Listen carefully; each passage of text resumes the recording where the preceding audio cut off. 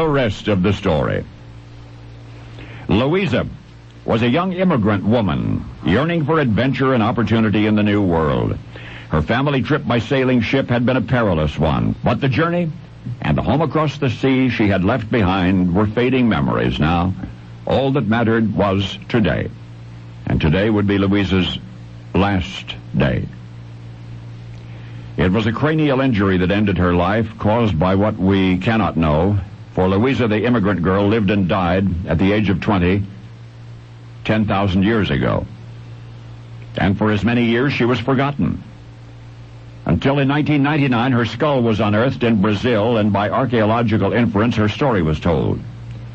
But the September announcement of that discovery by Brazil's National Museum sent shockwaves around the anthropological world. For Louisa's chin was pronounced. Her nose was large. Her eyes were round. And so, now we know, and for certain, that she resembled in no way the so-called Indians we associate with South America.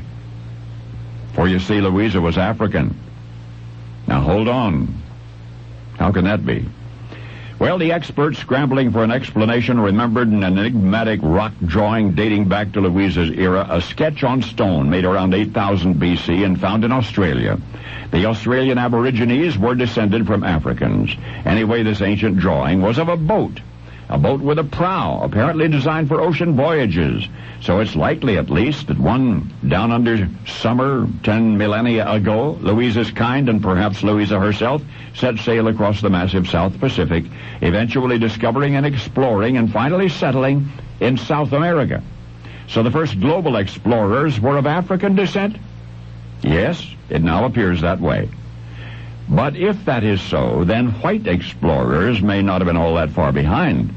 In April 1994, the issue of Discover magazine stunned its readers with a related revelation, published color photographs of 3,000-year-old mummies, one of which was that of a 55-year-old male with light brown hair and pale white skin. He was 6 feet 6 inches tall, and he was discovered where? In China.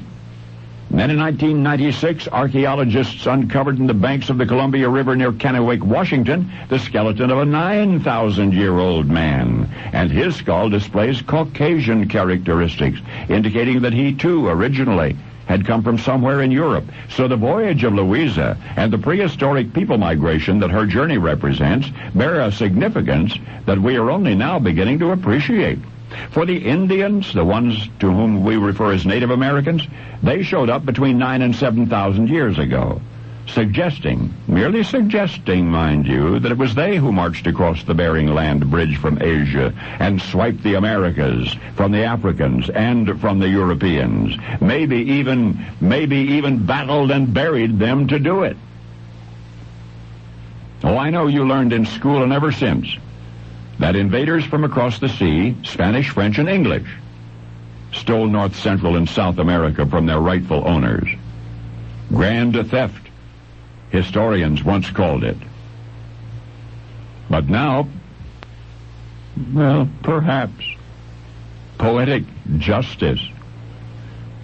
Because now you know the rest of the story.